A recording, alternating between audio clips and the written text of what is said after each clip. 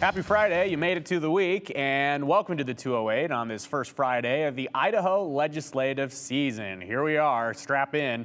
Following the governor's State of the State address on Monday, lawmakers got settled in and are now working through their annual procedural business. But while the business isn't the most exciting thing of the session, it is important because everything they talk about this week really helps set the tone for the rest of the session. So, what did happen under the dome this week? Let's take a look. Pomp and circumstance set the tone for the week at the Idaho State House. The State of the State setting up the 67th Idaho Legislature. Fresh off an election win, Governor Brad Little kicked off his second term. 4 years ago, I stated my goal is to make Idaho a place where we all can thrive and where our children and grandchildren choose to stay, and for those that left, choose to return. Priorities for the year made clear, including a major continued theme. What was your, topic that you're most passionate about of what you just presented? Oh, education. It's pretty simple. Life is complicated, and these teachers, these kids are way more complicated.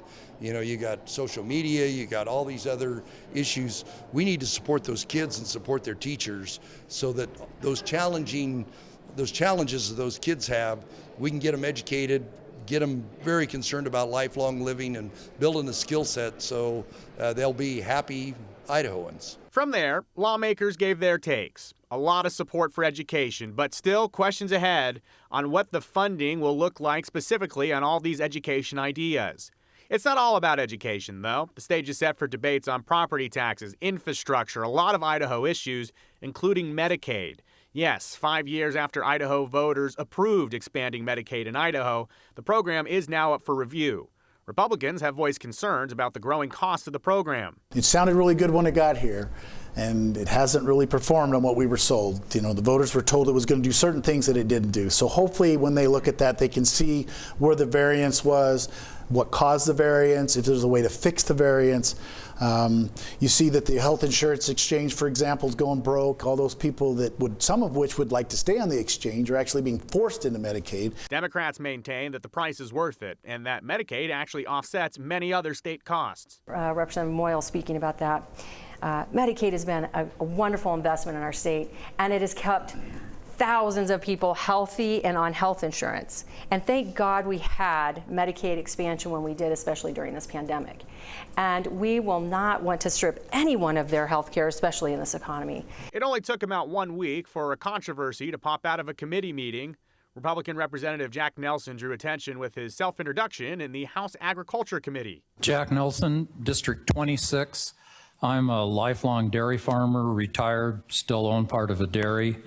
Grew up on the farm. I've milked a few cows, spent most of my time walking behind lines of cows. So if you want some ideas on repro and the women's health thing, I have some definite opinions.